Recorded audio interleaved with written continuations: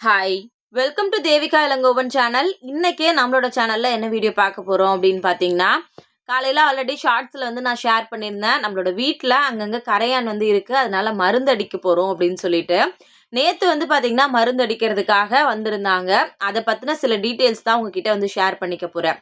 ஏன்னா காலையில ஷார்ட்ஸ் வீடியோலயே பார்த்தீங்கன்னா, சில பேர் கமெண்ட்ல கேட்டிருந்தீங்க. "அக்கா எங்க கிச்சன்ல இருந்துச்சா? நீங்க அங்க மட்டும் தான் மருந்து அடிச்சீங்களா? இல்ல வீடு ஃபுல்லா அடிச்சிருந்தீங்களா? எவ்வளோ ஆச்சு?" இந்த மாதிரி சில டீட்டெயில்ஸ் கேட்டிருந்தீங்க. அத தாண்டி அக்கா எங்களோட வீட்லயுமே கரையான் இருந்துச்சு. நாங்க மருந்து அடிச்சிருந்தோம். இருந்தாலுமே பார்த்தீங்கன்னா, திரும்பவும் வருது அப்படின்னு சொல்லியிருந்தீங்க. நான் என்னோட எக்ஸ்பீரியன்ஸ தான் இதுல ஷேர் பண்ணிக்க போறேன். நேத்து காலையில ஷார்ப்பா ஒரு 9:00லாம் பார்த்தீங்கன்னா, மருந்து அடிக்கிறதுக்காக வந்துட்டாங்க. திங்ஸ் எல்லாத்தையும் எடுத்து வெளியில வச்சோம். கொஞ்ச நேரத்திலேயே பார்த்தீங்கன்னா, நல்ல மழை வர ஆரம்பிச்சுருச்சு. மறுபடியும் எடுத்து திங்ஸ் எல்லாத்தையும் எடுத்து வராண்டால வச்சுட்டு எல்லாத்தையும் கொஞ்சம் கொஞ்சமா தான் நகர்த்துன மாரி இருந்துச்சு. அதாவது டேபிளு, சேரு, சோஃபா இப்படியெல்லாம் நகர்த்துனாங்க. ஆனா பார்த்தீங்கன்னா, மொத்தம் வீடுமே அப்படியே தலைகீழா மாறிடுச்சு. ஏன் அப்படின்னா, எல்லா திங்ஸையும் கொஞ்சம் கொஞ்சமா நகர்த்தும்போதே, மொத்தமா நம்ம வீடு ரொம்ப காம்பேக்ட்டா தானே இருக்கும். அதனால பார்த்தீங்கன்னா, எல்லாமே ஹால்ல, கிச்சன்ல அப்படி மாத்தி வைக்கிற மாரி தான் இருந்துச்சு. எனக்குமே ஆர்டர்ஸ் எல்லாம் வரும். தேவேஷ் புட்டிக்கு என்குயரீஸ் வரும். இப்படி வெளியில உட்காந்து பண்ண ஆரம்பிச்ச கொஞ்ச நேரத்திலேயே பார்த்தீங்கன்னா, தூறல் மாதிரி போட்டு மழை ரொம்ப ஜாஸ்தியா வர ஆரம்பிச்சிருச்சு. எனக்கு ஒரு பெரிய கவலை என்ன அப்டின்னா, நம்ம வீடு ஃபுல்லா தொல போட்டுருவாங்களே அப்டின்றது மட்டும் தான். பட் பார்த்தீங்கன்னா, நெனச்ச மாதிரியே வீடு ஃபுல்லா அங்கங்க தொல போட்டு, அதுக்கப்புறம் பார்த்தீங்கன்னா, மருந்து தான் உள்ள அடிச்சிருந்தாங்க. போகும்போது ரொம்ப நீட்டா அது எல்லாத்தையுமே பூசி குடுத்துட்டு போயிட்டாங்க. அதே மாதிரி இந்த கரையானுக்கு மருந்து அடிக்கும்போது ஒரு 3 ஹார்ஸ்க்கு யாருமே வீட்டுக்குள்ள வரக்கூடாது. ஃபுல்லா க்ளோஸ் பண்ணியிருக்கணும் அப்படின்னு சொல்லியிருந்தாங்க. அதனால பார்த்தீங்கன்னா, தேவேஷ் ஸ்கூலுக்கு போயிட்டான். ஸ்ரதனை கொண்டு போய் காலையிலே அம்மா வீட்ல விட்டாச்சு. நானும் அவரும் பார்த்தீங்கன்னா, மருந்து அடிக்கும் போதெல்லாம் வெளியில தான் இருந்தோம். பட் அப்பப்போ ஏதாவது நகர்த்தி குடுக்கணும், இல்ல ஏதாவது திங்ஸ் எடுக்கணும் அப்படின்னும்போது மட்டும் உள்ள வர மாரி இருந்துச்சு. இதே மாதிரி வீடு ஃபுல்லாவே தான் பார்த்தீங்கன்னா, ஹோல்ஸ் போட்டிருந்தாங்க. ஃபர்ஸ்ட்டு ஃபுல்லா இந்த மாரி ஹோல்ஸ் எல்லாம் போட்டுட்டு, அதுக்கப்புறம் தான் மருந்தெல்லாம் வச்சு, அதுக்கப்புறம் பார்த்தீங்கன்னா, ஒயிட் சிமெண்ட் வச்சு ஃபுல்லாவே பூசி குடுத்துட்டு போயிட்டாங்க. பட் ரொம்ப கஷ்டமா இருந்துச்சு. ஏன்னா வீடு ஃபுல்லா பார்த்தீங்கன்னா, வெறும் மண்ணு, தூசு இப்படி தான் இருந்துச்சு. ஃபுல்லாவே பார்த்தீங்கன்னா, வீடே தலைகீழா மாறிடுச்சு. ஏன்னா, நம்ம புதுசா வீடு ஷிஃப்ட் பண்ணிட்டு வந்தோம் அப்படின்னா எப்படி இருக்குமோ, அதே மாதிரி தான் இருந்துச்சு. நேத்து அவ்ளோ வேல. ஆல்மோஸ்ட் பார்த்தீங்கன்னா, 9:00 வந்தவங்க கரெக்ட்டா 12:00லாம் முடிச்சுட்டு அவங்களுமே கிளம்பிட்டாங்க. எங்கெங்கலாம் செவுத்துல மட்டும் அடிக்கல. நம்மளோட ஸ்விட்ச் பாக்ஸ் எல்லாம் இருக்கும்ல, அங்க ஜன்னல்ல இந்த மாதிரி எல்லா இடத்துலயும் ஹோல்ஸ் போட்டு, எல்லா இடத்துலயுமே அடிச்சு குடுத்துருந்தாங்க. எவ்வளோ சார்ஜ் பண்ணாங்க அப்டின்னா, 6500 ஆச்சு இதுக்கு மொத்தமா. அதே மாதிரி 5 இயர்ஸ் வாரண்டி சொல்லியிருக்காங்க. 5 வருஷத்துக்கு கரையான் வராது அப்படிதான் சொல்லியிருந்தாங்க. கதவுல கூட பார்த்தீங்கன்னா, இந்த மாரி போட்டு ஃபுல்லாவே மருந்தெல்லாம் அடிச்சிருந்தாங்க. நான் பாருங்க ஓரமா உட்காந்து வீடியோஸ் எல்லாம் ஆ வந்த கமெண்ட்ஸ்க்குலாம் ரிப்ளை பண்ணிட்டு வீடியோஸ் எல்லாம் அப்லோட் தான் பண்ணிட்டு இருந்தேன். நான் ஹால்லலாம் நான் பார்த்துருந்தேன். பட் பெட்ரூம்ல அவர் தான் ஃபுல்லா எல்லா திங்ஸையும் எடுத்து வச்சாரு. பெட்ரூம்குள்ள பார்த்தோனே எனக்கு தலையே சுத்திடுச்சு. ஏன்னா மொத்த திங்ஸையும் பெட் மேல போட்டு வச்சிருந்தாங்க. பெட் எல்லாம் நகர்த்தி வச்சிருந்தாங்க. நமக்கு ஃபர்ஸ்ட்டு கரையான் இருக்கு, எப்படி இந்த வீட்ல இருக்குன்னு தெரிஞ்சுக்கிட்டேன்னா, செவுத்துல அங்க உங்களுக்கு பார்த்தீங்கனாலே தெரியும். கொஞ்சமா அரிச்சிருந்துச்சா, அத வச்சு தான் இங்க கரையான் இருக்கு அப்டின்னே கண்டுபிடிச்சோம். அதுக்கப்புறமா பார்த்தீங்கன்னா, நான் வெளியில வந்துட்டேன். இது எப்படியும் பயங்கர வேல இருக்கும். சரி எதுனாலும் நம்ம தான் பண்ணி ஆகணும். வேற ஆப்ஷன் கிடையாது. பார்த்துக்கலாம் அப்படின்னு சொல்லிட்டு வெளியில வந்துட்டேன். வெளியில கொஞ்ச நேரத்திலேயே மழை எக்ஸ்ட்ரீமா பெய்ய ஆரம்பிச்சிருச்சு. எனக்கு என்ன பண்றதுன்னு சுத்தமா தெரியல. கொரியர்லாம் வேற பேக் பண்ணணும். உள்ள நுழையவே முடியல. அவ்ளோ நெடியா இருந்துச்சு. அவங்க பார்த்தீங்கன்னா, கரெக்ட்டா 12:00லாம் ஷார்ப்பா முடிச்சு குடுத்துட்டு கெளம்பிட்டாங்க. நாங்க பார்த்தீங்கன்னா, ஒரு 3 ஹார்ஸ் கிட்ட இப்படி வெளியிலேயே தான் உட்கார்ந்துட்டு இருந்தோம். நானும் அவரும் மட்டும் உட்கார்ந்துட்டு இருந்தோம். அம்மா வீட்டுக்கு போயிட்டு ஸ்ரதன் என்ன பண்றான்னு பார்த்துட்டு திரும்ப இங்க வந்தாச்சு. என்ன பண்றது அப்படின்றதே தெரியல.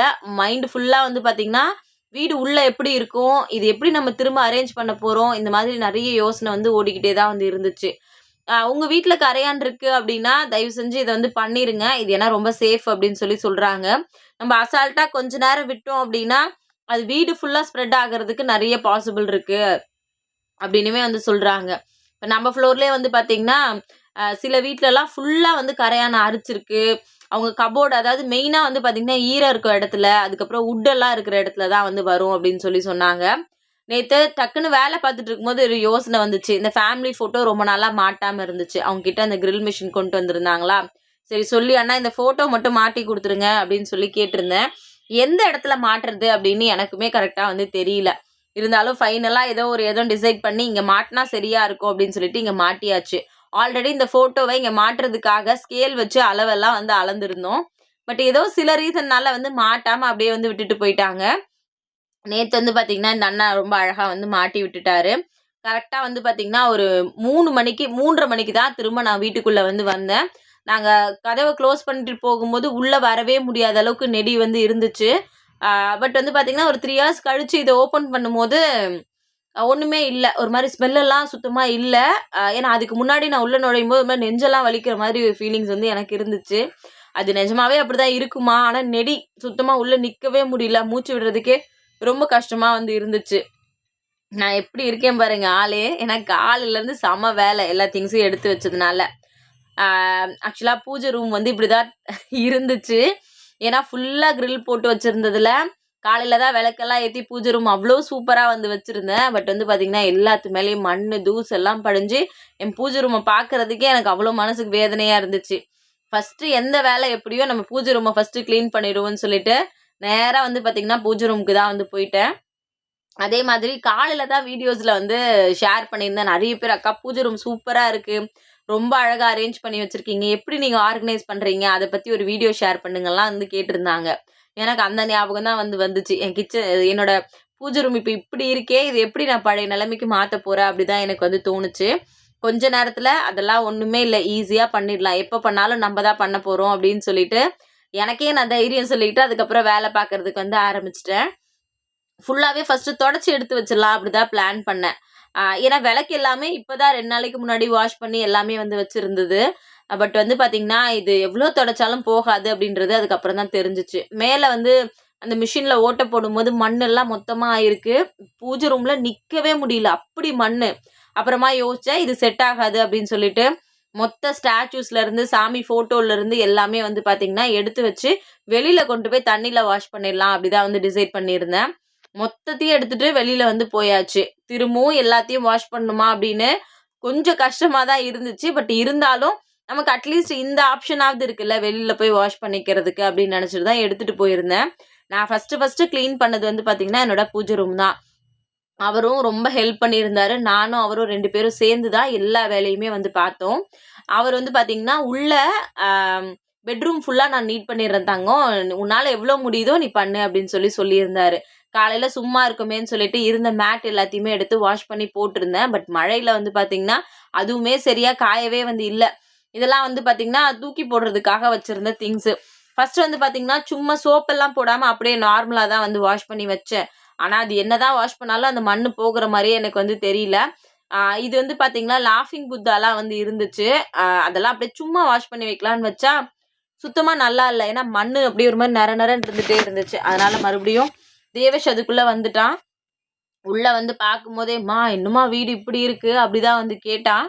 அடுத்த நாள் காலையில் வந்து பார்த்திங்கன்னா அவனுங்க வந்து அம்மா வீட்டிலே இருக்கட்டும்னு சொல்லிட்டு நைட்டு விட்டாச்சு. ஏன்னா 3 ஹவர்ஸ்க்கு அப்புறம் வீட்டில் இருக்கலான்னு சொல்லியிருந்தாங்க. இருந்தாலும் எனக்கு ஒரு சின்ன பயம் இருந்துச்சு. என்ன அப்படின்னா மேபி பசங்களுக்கு அது ஏதாவது அஃபெக்ட் பண்ணிடுச்சுன்னா என்ன பண்ணுறதுன்னு சொல்லிட்டு தேவேஷ் வந்து டியூஷன் முடித்தோடனே இங்கே வந்திருந்தான். அவங்க அப்பா டியூஷனில் கொண்டு போய் விட்டுட்டு நைட்டு வந்து எங்கள் அம்மா வீட்டில் கொண்டு போய் விட்டுட்டாங்க. தேவேஷுமே ஸ்ரதனுமே அங்கே தான் வந்து இருந்தான். 2 பேருமே அங்கே தான் இருந்தாங்க. பட் வந்து பார்த்திங்கன்னா கடைசியில் ஸ்ரதன் வந்து 12:30 வரைக்கும் நைட்டு தூங்கவே வந்து இல்லை. எங்கள் அம்மா வேணும்னு ஒரே அழுகையான். அதனால நைட்டு 12:30 மணிக்கு மேலே போயிட்டு ஸ்ரதனை மட்டும் கூட்டிகிட்டே இவர் வந்து வந்துட்டார். அவன் நான் இல்லாமல் நேற்று ஃபுல்லே வந்து சுத்தமாக தூங்கவே வந்து காணோம். அதனால் வந்து பார்த்திங்கன்னா தேவேஷ் வந்த உடனே ஃபஸ்ட்டு அதுதான் வந்து கேட்டான் என்கிட்ட, எப்படிமா இதெல்லாம் நீ க்ளீன் பண்ண போகிற அப்படின்னு. அடுத்த நாள் காலையில் வந்து பார்த்துட்டுமா என்னம்மா வீடே வேறு மாதிரி மாற்றி வச்சுருக்க, சூப்பராக இருக்குது அப்படின்னு சொல்லியிருந்தான். ஏன்னா அவ்வளோ வேலை இருந்துச்சு. எல்லாத்தையும் ஒன்றையும் பார்த்து நைட்டே நீட் பண்ணி முடிச்சிடணும்னு சொல்லிட்டு எல்லாத்தையுமே வந்து பண்ணியாச்சு. இந்த பாபா ஸ்டாச்சு பற்றி நிறைய பேர் கேட்டிருக்கீங்க. இது ஆக்சுவலாக நாங்கள் ஷீரடி போகும்போது ஸ்ரதனோட ஃபர்ஸ்ட் பர்த்டேக்காக ஷீரடி வந்து போயிருந்தோம். அப்போ வந்து பார்த்திங்கன்னா இந்த பாபா வந்து அங்கேருந்து வாங்கிட்டு வந்த பாபா தான். எனக்கு ரொம்ப சென்டிமெண்ட்டான ரொம்ப பாசிட்டிவான ஒரு பாபான்னு கண்டிப்பாக வந்து சொல்லுவேன். எப்போ இவர் எடுத்து வாஷ் பண்ணும்போதும் ஒரு பயம் இருக்கும், இது உடஞ்சிருமோ அப்படின்னு சொல்லிட்டு. அதனால் ரொம்ப கேர்ஃபுல்லாக தான் எடுத்து வாஷ் பண்ணேன். இந்த சிலைக்கு நடுவுலலாம் மண்ணுனா சொல்லவே முடியாத அளவுக்கு மண் இருந்துச்சு. நான் ஒரு 4 தடவைக்கு மேலே வந்து இதை சோப்பு போட்டே வந்து வாஷ் பண்ணியிருப்பேன். அதுக்கப்புறம் தான் நீட்டாக வந்து இருந்துச்சு. எனக்கு அப்போ தோணுன விஷயம் என்ன அப்படின்னா, எப்படியும் வந்து பொங்கலுக்கு வந்து வீடெல்லாம் க்ளீன் பண்ணணும். இப்போ நம்ம டீப் கிளீனிங் பண்ணிட்டோம் அப்படின்னா, அதுக்கப்புறம் சும்மா லேசா எல்லாத்தையும் க்ளீன் பண்ணா மட்டும் போதும் அப்படிதான் வந்து நெனச்சிட்டு இருந்தேன். இப்போலாம் வீட்ல இருக்கிறதுனால அடிக்கடி க்ளீன் பண்ணிக்கிட்டே இருக்கேன். நெறைய டஸ்ட் இருக்கக்கூடாது. எல்லாத்தையும் தொடச்சு வச்சு எப்பவுமே வந்து பார்த்தீங்கன்னா, வீடு நீட்டா இருக்கணும்னு சொல்லிட்டு பார்த்து பார்த்து பண்றேன். இருந்தாலும் ஏதாவது டஸ்ட் வந்துக்கிட்டே தான் இருக்கு. 2 டேஸ் 3 டேஸ்க்கு க்ளீன் பண்ணல அப்படின்னாலே ஃபுல்லா டஸ்ட் வந்து வந்துருச்சு.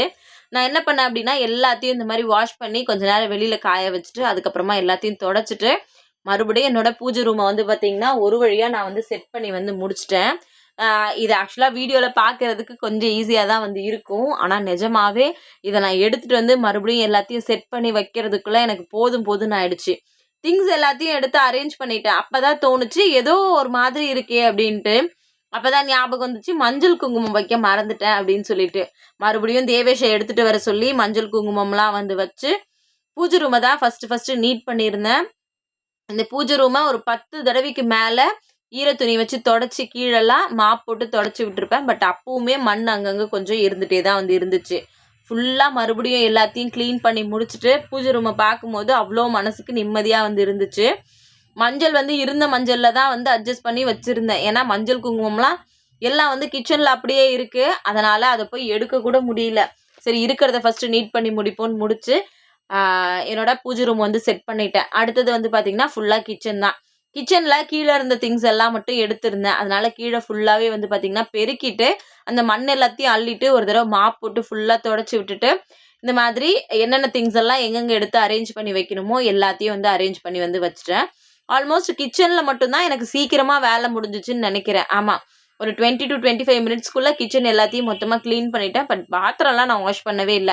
ஏன்னா அதெல்லாம் சிங்க்குள்ள தான் இருக்கு. அதெல்லாம் அப்புறமா வாஷ் பண்ணிக்கலாம்னு சொல்லிட்டு, கிச்சன் எல்லாத்தையும் அப்படியே வந்து தொடச்சு விட்டுட்டு, கிச்சன வந்து நீட் பண்ணிட்டு வந்துட்டேன். பட் நான் நைட் வந்து ஏதாவது சமைச்சுக்கலாம் அப்படின்னு யோசிச்சேன். அவர் வந்து பார்த்தீங்கன்னா, "அதெல்லாம் ஒண்ணும் சமைக்க வேண்டாம். நீ காலையிலேருந்து பார்த்த வேலையே போதும். நான் நைட் ஏதாவது வாங்கிட்டு வரேன்னு" சொல்லிட்டு கடையில இருந்து வாங்கிட்டு வந்தா, நேத்து நாங்க 2 பேரும் வந்து சாப்பிட்டுருந்தோம். கிச்சனெல்லாம் இப்படி தொடச்சு விட்டுட்டு, அதுக்கப்புறம் வந்து பார்த்தீங்கன்னா, ஸ்ட்ரெயிட்டா பெட்ரூம் போயாச்சு.